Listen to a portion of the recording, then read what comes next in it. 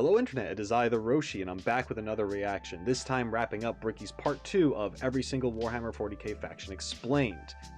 It's focusing more on Chaos and Xenos. We are in the Xenos end of it. I'm really excited, and I also wanted to say thank you so much for supporting me and leaving comments and suggestions down below, and liking my videos and subscribing. It means a lot. Keep it up because it motivates me to do more and work faster at these things. And also remember, always support the original creators of this kind of content, because without them, I would not be able to react to it. So yeah, let's wrap this up. Following me, Mom. They're following me. The bugs. The bugs. The Tyranids. The Now, bugs. You want to talk something a lot more fun, a little more simple than all this crazy Eldar shenanigans? Let's talk the Tyranids. They're bugs. Do they look like Zerg? Hell yeah, they look like Zerg. You want to know why they look like Zerg? Because they were actually supposed to be what Zerg were. Apparently StarCraft yeah, was I think supposed I to be a heard about 40K this. game in the beginning. Hence why they look so much like Eldar, Zerg, and the Imperium of Man. Like, kind of Space Marine-y, those Marines, huh? Yeah, a Look little bit. Space Marine-y to me. Maybe. I don't know.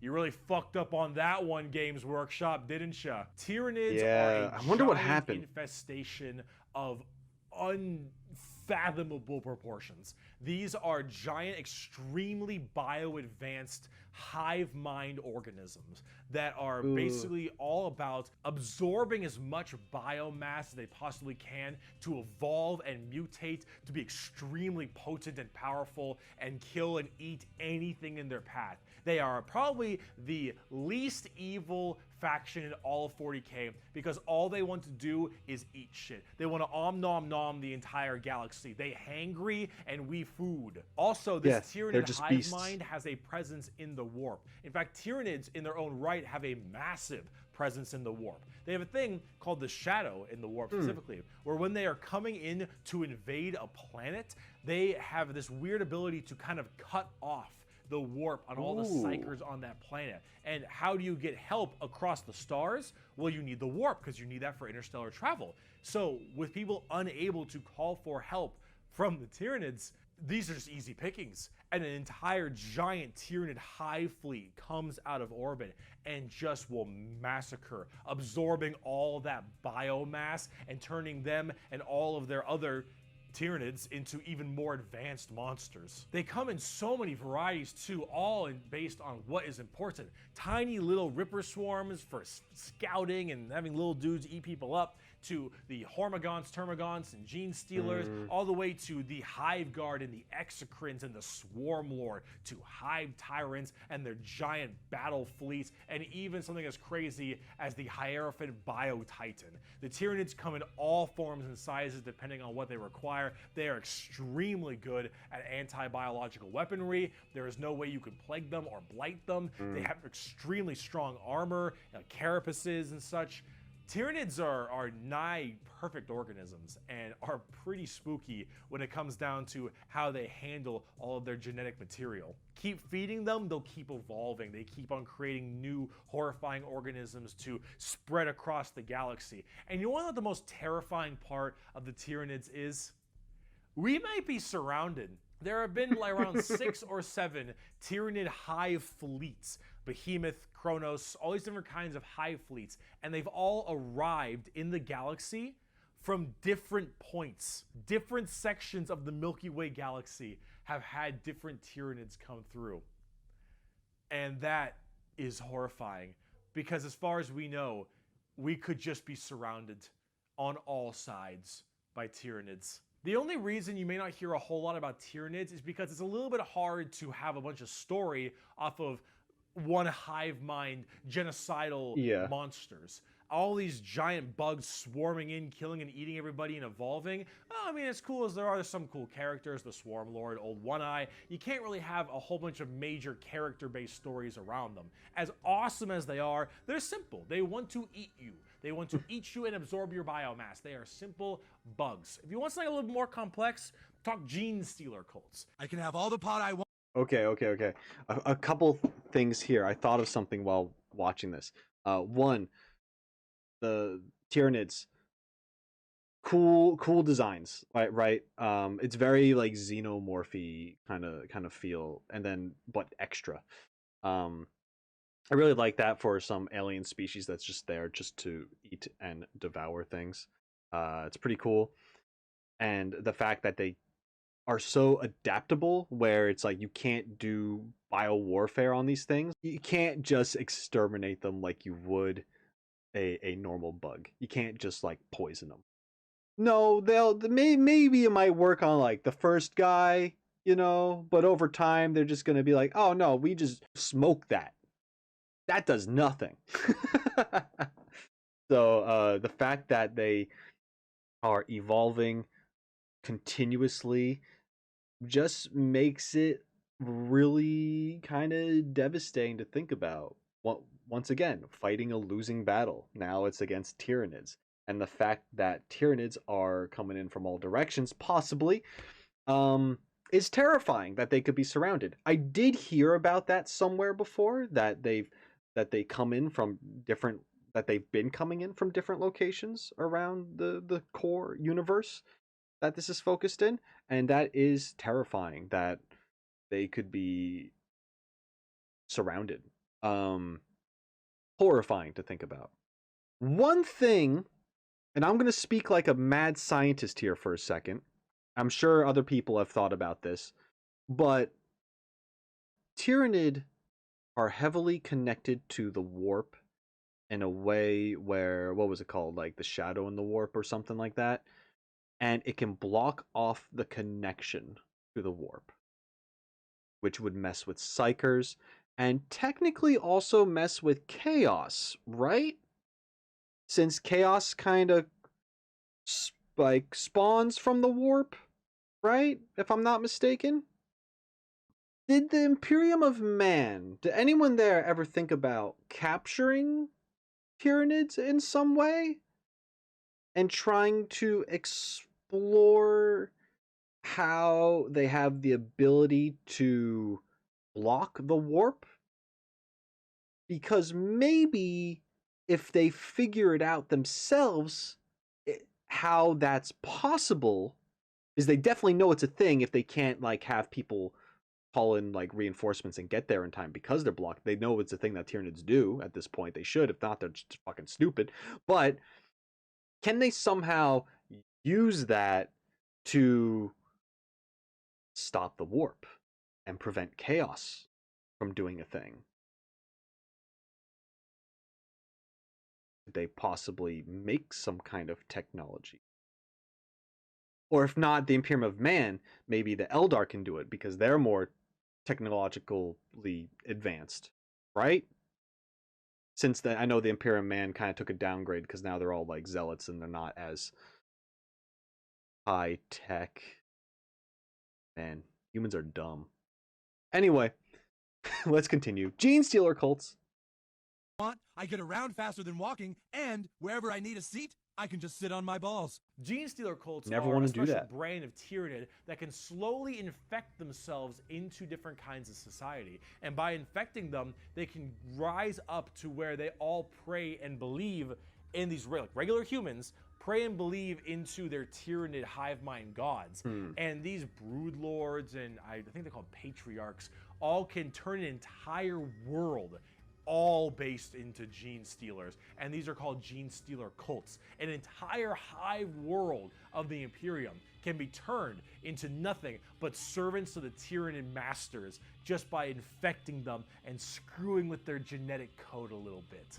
They also have this cool like Mad Max look, which is really neat. They are definitely one of the bigger threats to the Imperium besides Chaos. I keep saying biggest threat to the Imperium.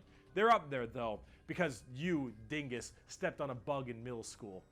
Asshole. There is a cancer eating at the Imperium. With each decade, it advances deeper, leaving drained, dead worlds in its wake. This horror, this abomination, has thought and purpose that functions on an unimaginable galactic scale, and all we can do is to try to stop the swarms of bioengineered monsters it unleashes upon us by instinct. We have given the horror a name to salvage our fears. We call it the Tyranid race.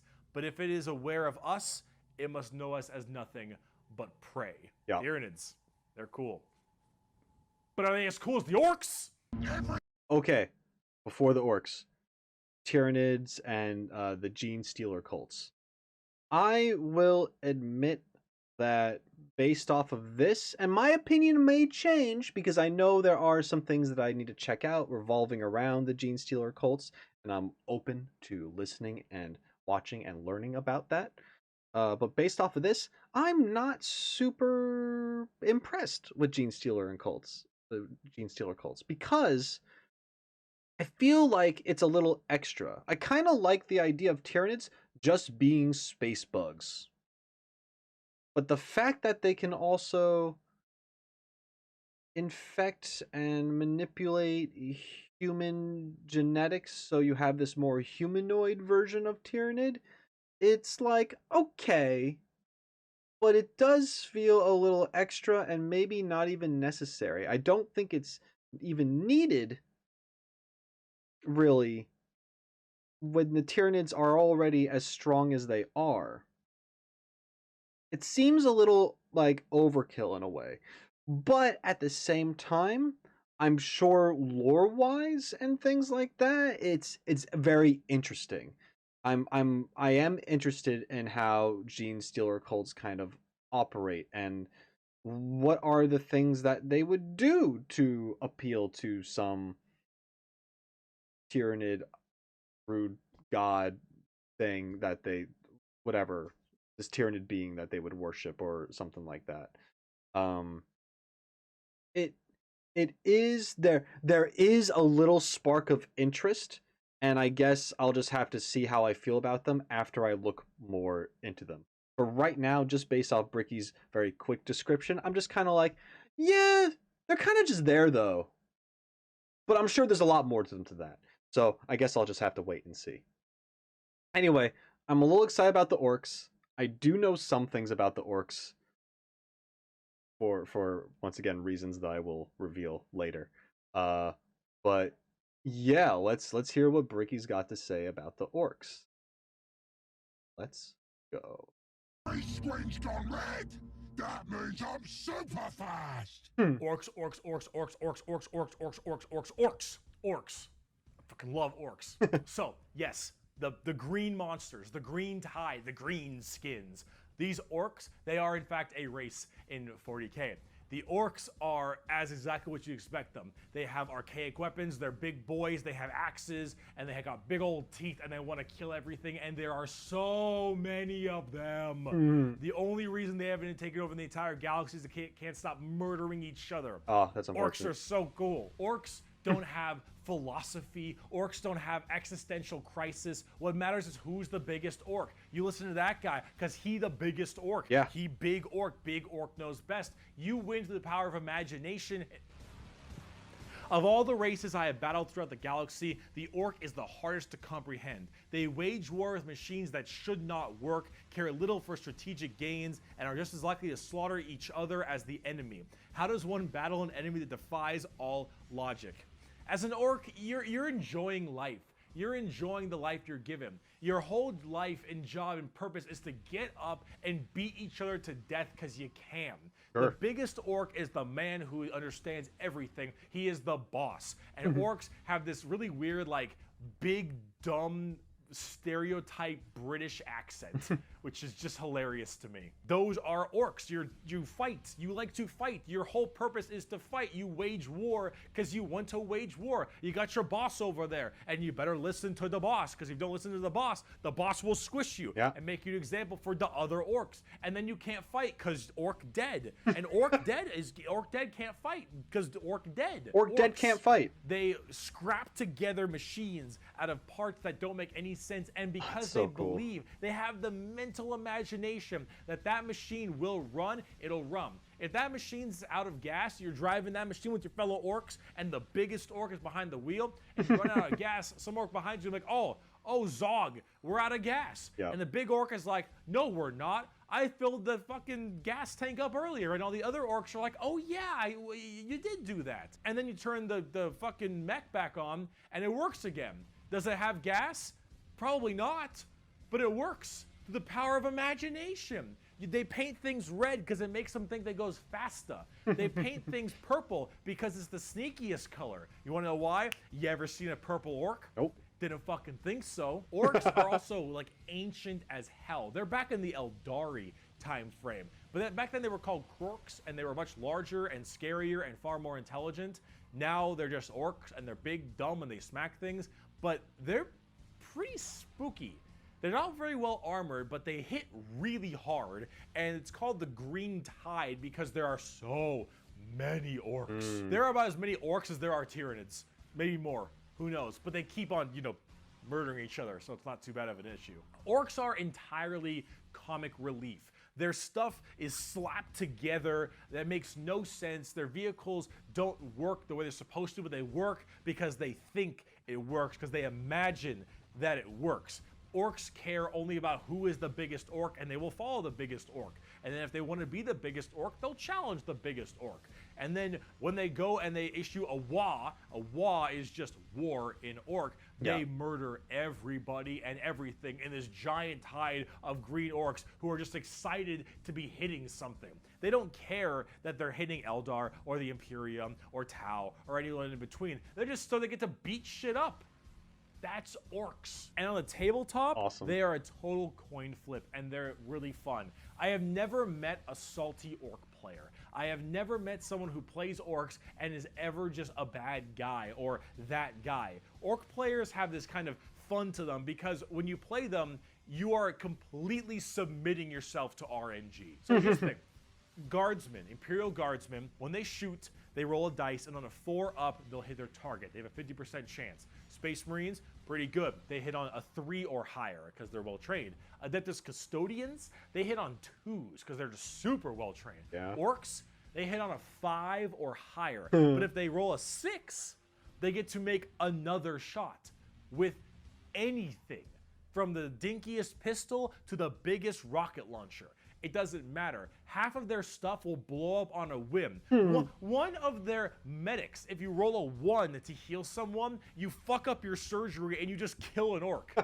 They're so wacky and silly. But the thing is if you roll well, you roll high, and you keep rolling high, you are going to crush people.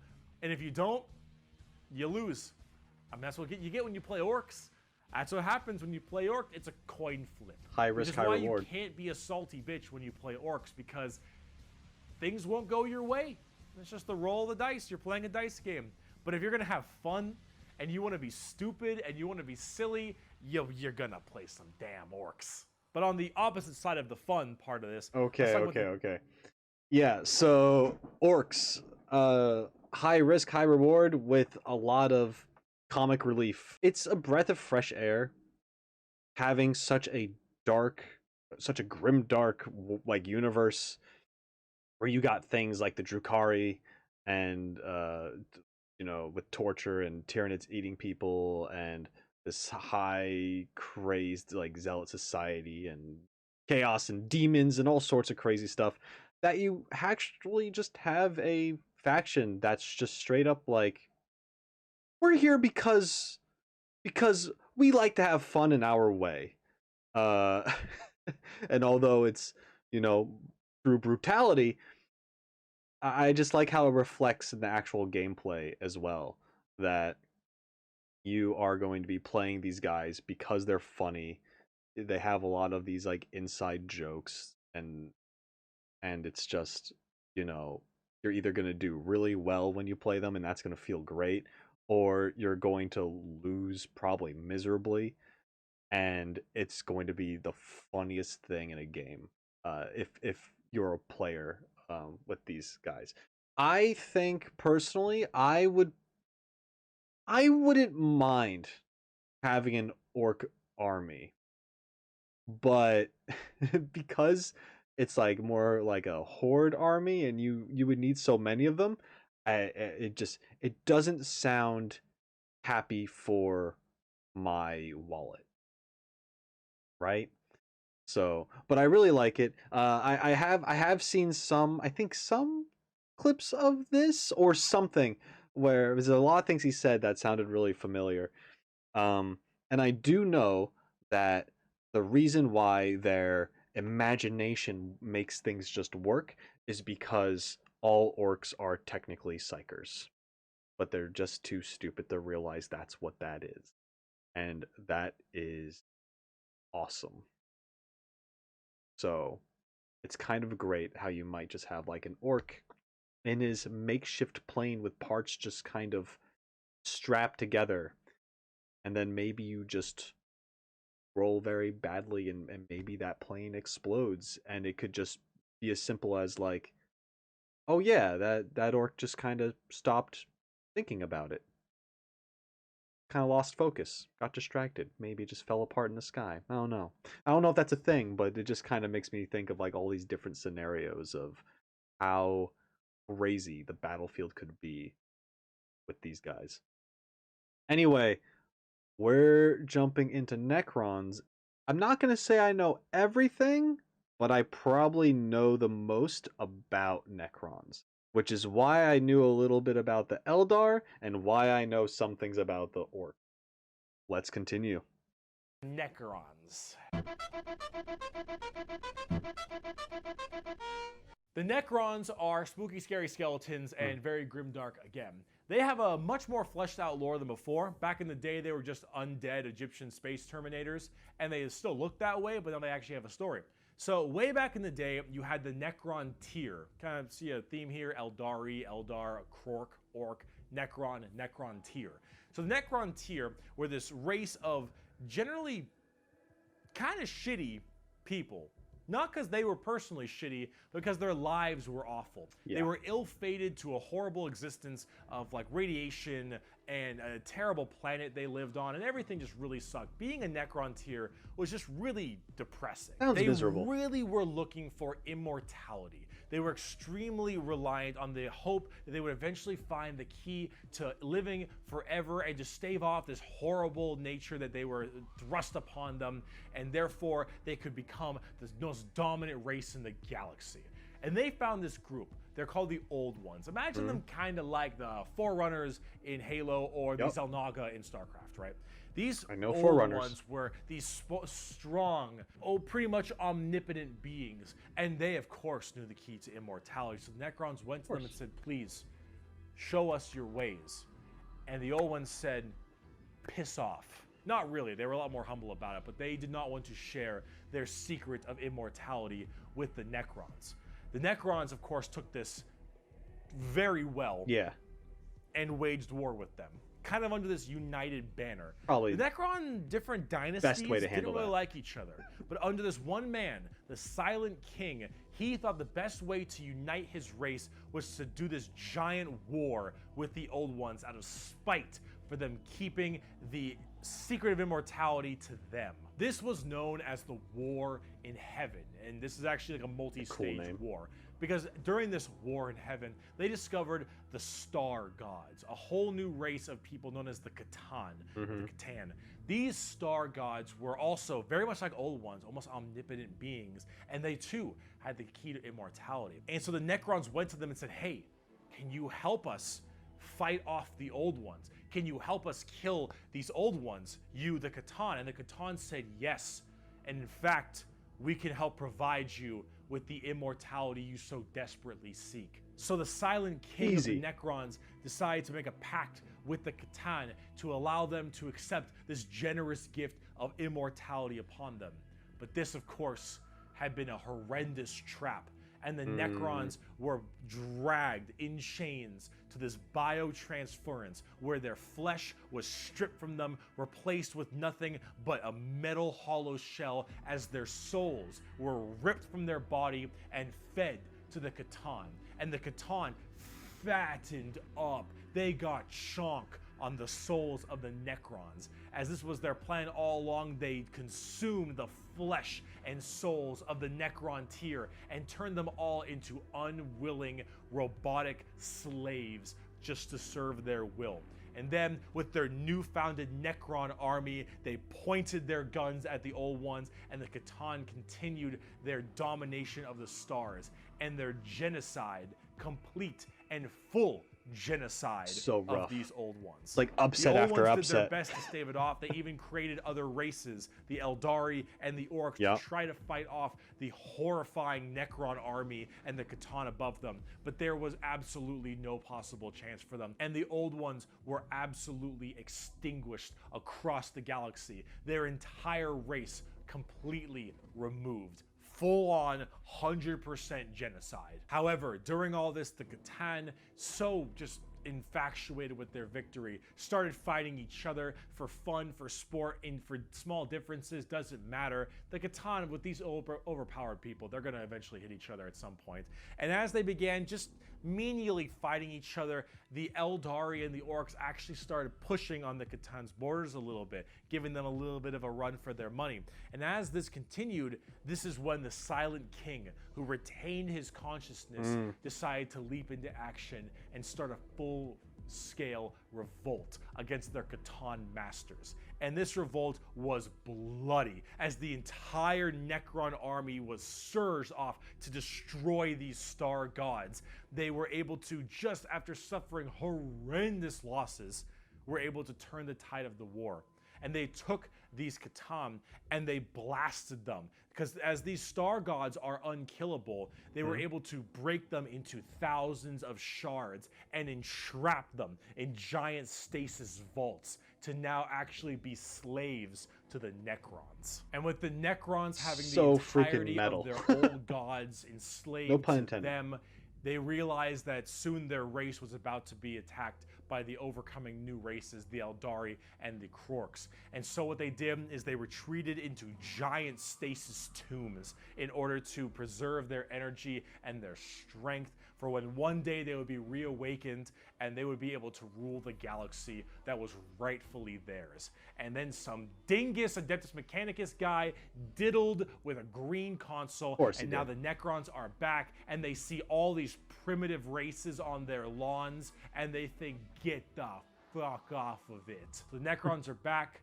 super advanced, and they are here to reclaim the galaxy that they so rightfully believe is theirs. Now, on a tabletop, they're a lot like that. Tons of undead Egyptian skeleton robots that when they die, they just get right back up because they keep on reanimating. Hard to kill, tons of crazy stuff. You can use the Catan themselves as units to fight with. It's pretty cool. The Necrons are one of the three major events in 40K. The Horus Heresy, the Fall of the Eldar, and the Awakening of the Necrons are all pretty substantial events.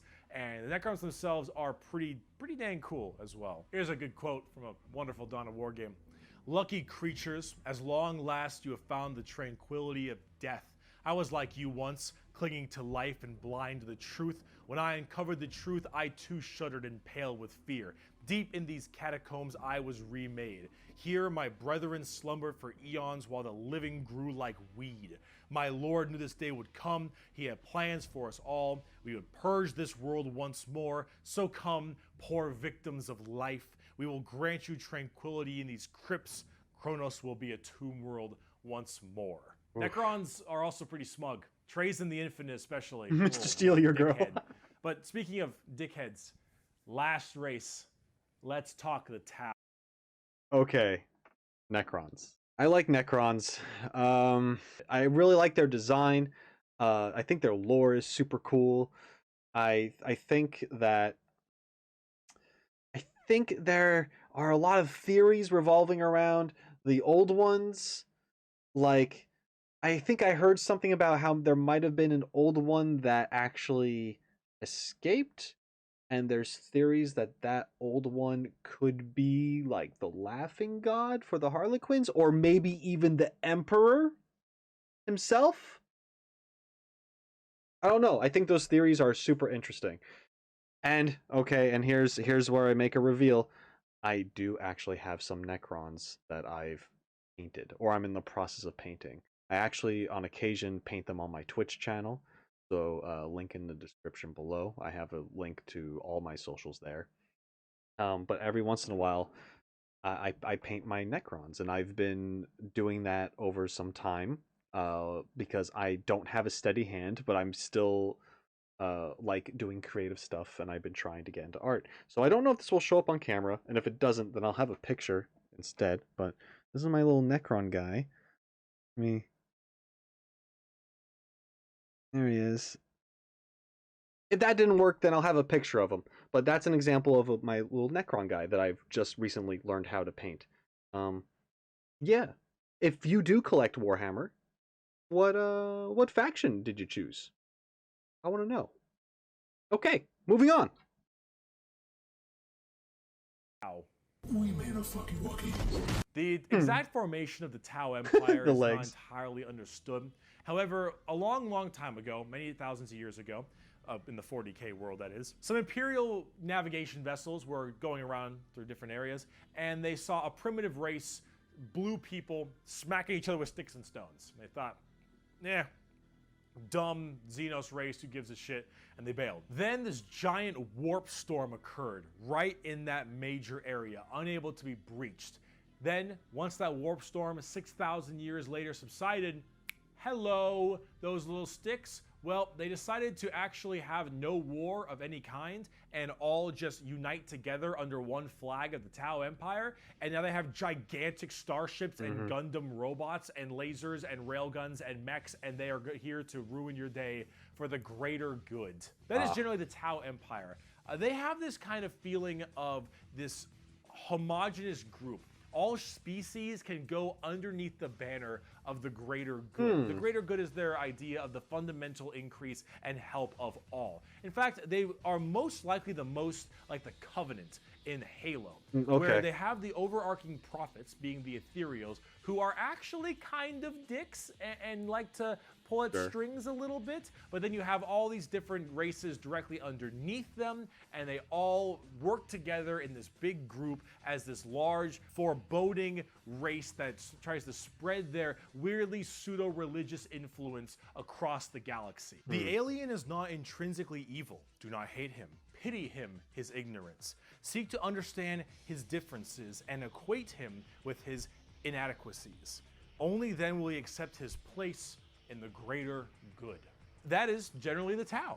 And if you're kind of wondering like what their mainly big shtick is, well, they're all about big robots and mechs. They have laser rifles and rail guns. They got giant mechs with tons of missile pods and heavy rail rifles and rail guns and burst cannons and ion accelerators and void shields and all this stuff. And that is generally what the Tau's all about. But you're probably thinking, Bricky, this doesn't sound that evil. This doesn't sound very grim, dark Warhammer. And you'd be right. The Tau Empire really don't have that much of a horrifying, grim, dark style like everybody else. They're much more younger, new age thing. In fact, they're probably a lot less evil and a lot even better than they are now back in the day, because they liked having like that good guy faction. But a lot of us who really like the dark, depressing style of Warhammer didn't really like it that much. So, see, the Tau get a lot of hate, and a lot of that hate isn't necessarily unjustified. It's mainly from a tabletop perspective, but as you can see from all the visuals I've shown you recently, they don't really fit in the 40K universe very well. They lack that super dark, dramatic, kind of high gothic level the Imperium has. They don't have the weird kind of like grungy stuff that Chaos or say the Orks The Tau look very clean. And the Necrons and the Eldar have their own specific style as well. The Tau really do look like something out of Gundam. And while it isn't necessarily a bad thing, it does definitely not fit too well. There's that. There's also the tabletop problem. In tabletop, Tau are horrible at melee combat, but exceptionally good at range combat. So they blast everyone from really, really far away, and they have a million rules to make it so that it's nearly impossible for you to get into melee combat. So it basically just forces you to bottleneck the game into one specific gameplay style, which is gun to gun. And if you're doing gun to gun, they're going to win every time, because they're the Tau, and the Tau are really damn good at shooting. So it's one of those things that make the Tau generally rather hated, and a lot of different reasons for that, both from style and such. But this is actually one of the things I wanted to end this video with. Okay, so before Bricky wraps up here, I will say my opinions of the Tau. I agree in a way that the Tau look a little too clean. At least with the paint jobs that we've seen with the models. It is very Gundam-like, and that's not a bad thing, but I can see how people are like, yeah, it doesn't quite fit the aesthetic of the Warhammer 40K grimdark feel. It almost feels like they came from a different game that maybe Game Workshop has done and just kind of got thrown into here. I do like how they have this thing with the greater good, and how it's like the Covenant from Halo, where it's a bunch of different alien races like serving this one idea. I do think that is interesting, and I don't consider them like goody two shoes or like the good guys even because of that. Because just based off of that quote that Bricky used, they sound like assholes. Um, they're very, at least with that quote, it's very condescending. I do like this art behind him. I like a lot of the art. I know I didn't talk about it a lot, but I do like how this armor on this Tau soldier is more grungy. I think if people chose to paint their Tau looking less new, maybe that would help. If they weren't advertised to be all like shiny and stuff.